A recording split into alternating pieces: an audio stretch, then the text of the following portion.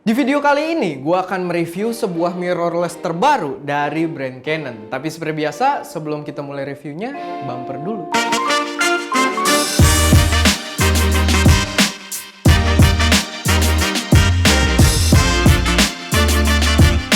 Selamat datang di channel SF Media dengan gue Erwin, dan seperti biasa di channel ini kita akan membahas tentang berbagai hal yang berkaitan dengan teknologi dan juga proses produksi konten kreatif. So, kalau kalian doyan dengan konten teknologi atau punya hobi yang berkaitan dengan kamera, nggak perlu ragu, langsung aja subscribe. Oke, kali ini gue akan mereview sebuah kamera mirrorless yang udah banyak banget dibicarakan oleh orang-orang, karena ini adalah mirrorless pertama dari Canon yang menggunakan sensor full frame, yaitu adalah Canon EOS R. By the way, gue nggak bisa kasih display kameranya sekarang karena kameranya kita pakai buat ngerekam video ini biar kalian juga dapat gambaran kualitas videonya secara langsung gitu. Dan kita menggunakan lensa dengan focal length 35mm f4 dengan ISO 800. Jadi ISO itu terbilang cukup tinggi, so kalian bisa nilai gimana kualitas gambarnya.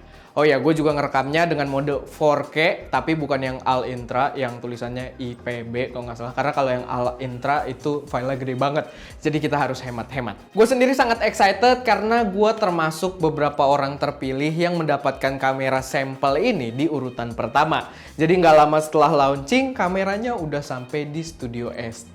Jadi kalian perlu subscribe gitu, nggak usah ragu. Cuman karena banyak juga orang-orang penting yang ngantri buat nyobain kamera ini, jadi waktu gue untuk review juga nggak terlalu lama, cuma sekitar seminggu lebih dikit aja. So mungkin review yang gue berikan nggak bakal terlalu in-depth soal teknisnya. Tapi dari hasil pengetesan selama seminggu itu, pastinya gue akan meng-highlight bagian yang gue suka dan tidak suka, yang mungkin bisa jadi pertimbangan buat kalian kalau mau ngangkut kamera ini. Seperti biasa, pertama gue akan bahas dari fisiknya dulu. Kalau secara desain mungkin akan sangat subjektif, tapi gue pribadi merasa kalau kamera ini ganteng parah. Bentuknya simple, tapi ketika kalian pegang, kamera ini terasa cukup ganas. Apalagi kalau kalian lihat mounting RF mount-nya dari samping bodi kamera, bagian berwarna silver itu menurut gue terlihat sangat gagah. Untuk build quality, gue bisa bilang kalau kamera ini masih terasa seperti kelas menengah. Build-nya cukup kokoh, tapi masih terasa seperti didominasi plastik padat. Dan hal itu membuat gue berpikir kalau mungkin kamera ini bukan berada di kelas flagship mereka.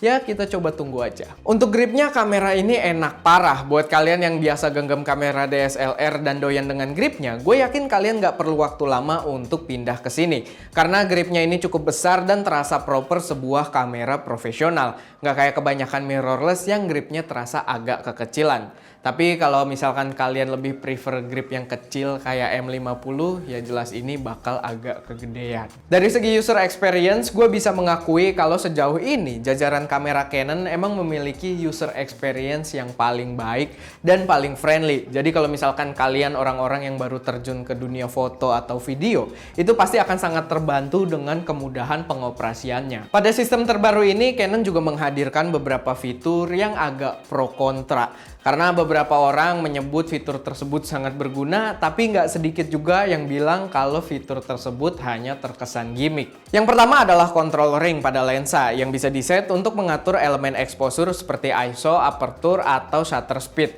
Gue pribadi berpikir kalau fitur ini adalah fitur yang cukup keren, tapi dalam prakteknya gue kayak belum terbiasa. Karena ketika gue pengen ngubah ISO pakai aperture ringnya, bukan aperture ring, pakai control ring, itu gue kadang suka kepleset malah muter fokus ring. Tapi kayaknya kalau misalkan udah terbiasa, fitur itu bakal cukup asik. Selanjutnya ada juga touch bar untuk navigasi data dan juga bisa jadi pengaturan exposure. Gue pribadi kurang begitu suka untuk pengaturan exposure karena di sini dia bener-bener touch sensitif aja. Jadi kayak kerasa kurang satisfying pas dipakai. Cuman untuk scrubbing data di memori itu cukup enak. Lalu di bagian atas dia memiliki display yang menunjukkan berbagai pengaturan mode dan exposure. Gue pribadi jarang lihat ke situ, tapi gue yakin buat fotografer atau orang yang butuh informasi cepat, layar itu pasti sangat membantu. Kamera ini menggunakan mounting lensa baru, yaitu adalah RF. Tapi kalau kalian punya lensa IF, itu kalian bisa pasang dengan menggunakan adapter dari si Canon-nya. Dan adapternya sendiri udah natif, jadi kalau misalkan kalian pakai autofocus, itu udah cakep. Baterai yang digunakan kamera ini juga sama dengan DSLR Canon sebelumnya, kayak 80D, 60D, 6D, bahkan 5D, yaitu LPE6. Jadi kalau misalkan kalian pindah dari kamera DSLR lamanya Canon ke kamera ini, kalian bisa pakai semua baterai tersebut. Oke, sekarang kita akan masuk dari segi penggunaannya. Percaya atau tidak, 3 hari pertama gue megang kamera EOS R ini, gue jadi doyan banget fotografi. Asli, kamera ini asik banget buat motret. Tapi gue sendiri belum berani untuk mengklaim kalau kamera ini adalah kamera fotosentrik karena fitur videonya pun terasa cukup ngangkat. Kita bahas dari segi foto dulu. Menurut gue untuk gambar yang dihasilkan dari kamera ini itu terbilang sangat bagus. Ya pastinya dengan sensor full frame 30,3 megapiksel itu dapat menghasilkan gambar yang berkualitas. Seperti biasa hasil gambar dari kamera Canon itu menurut gue memiliki color science yang mantep banget.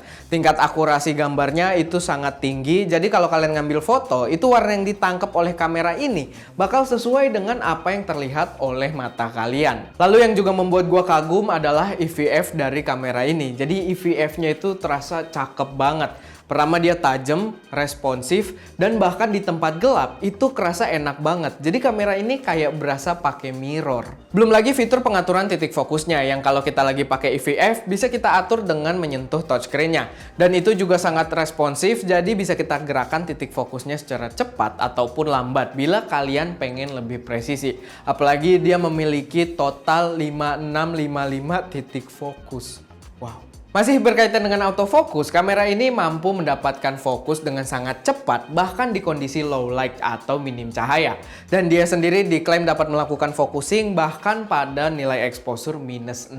Dan menurut gue itu bukan klaim asal-asalan karena gue pribadi ketika pakai kamera ini di tempat gelap itu focusingnya gampang banget. Bahkan kalau kalian nonton yang episode talk aja yang waktu kita bandingin sama A73, itu kamera EOS R ini autofokusnya menang telak. Bahkan itu diakuin sama pengguna A73-nya. Pokoknya sejauh ini kalau kita ngomongin soal autofocus, gue pribadi belum pernah ngerasain kamera dengan autofocus seenak si Canon EOS R ini. Walaupun gue belum nyobain semua kamera yang ada di dunia sih. Tapi yang jelas autofocus kamera ini cakep banget.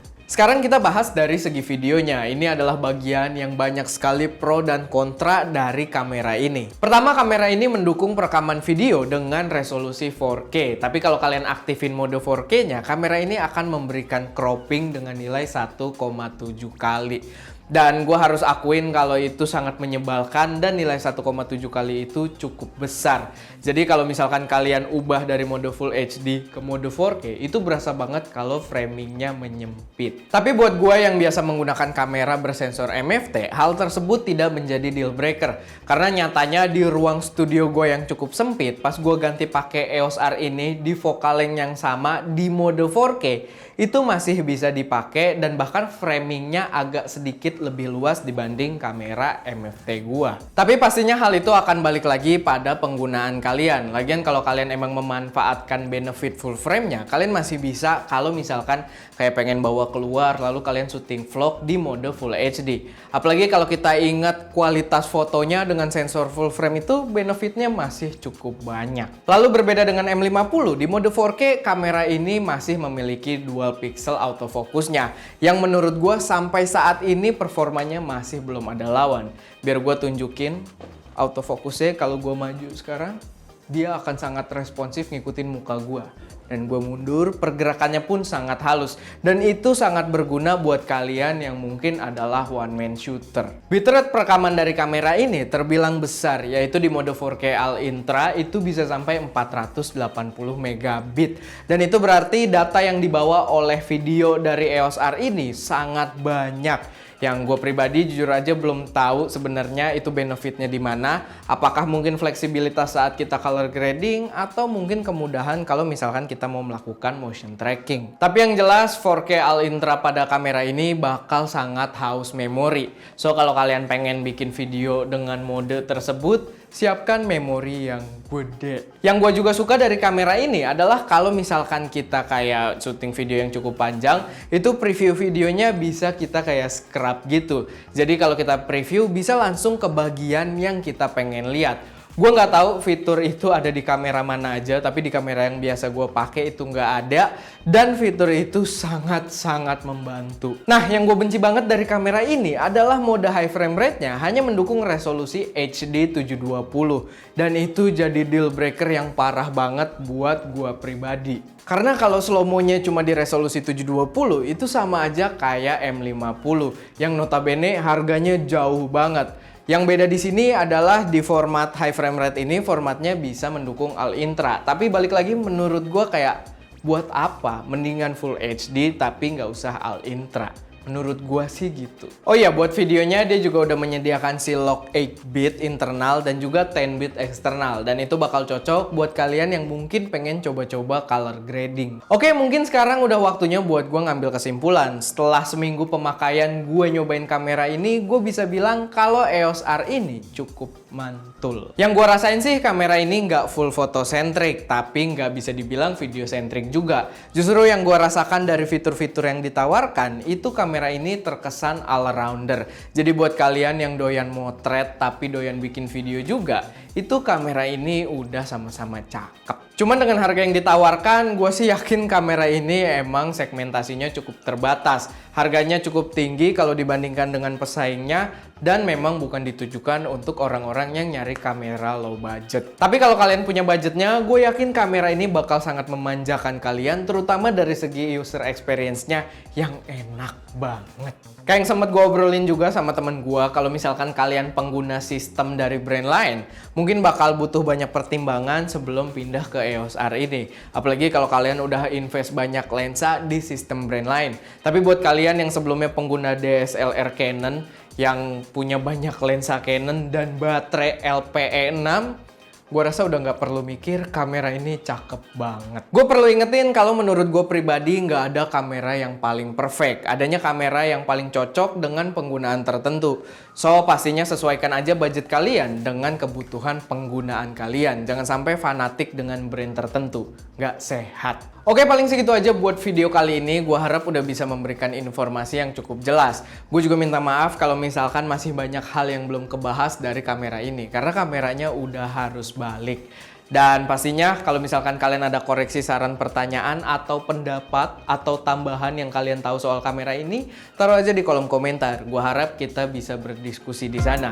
Dan kayak biasa, jangan lupa buat like video ini kalau kalian suka, share ke teman-teman kalian yang mungkin butuh referensi, atau cuma sekedar motivasi buat dorongan agar mereka bekerja lebih keras. Dan pastinya subscribe ke ST Media untuk mensupport kami terus memberi konten yang lebih berkualitas dan bermanfaat di masa mendatang. Itu aja, gua Erwin, Eko yang mengoperasikan kamera, dan jangan lupa untuk berkarya.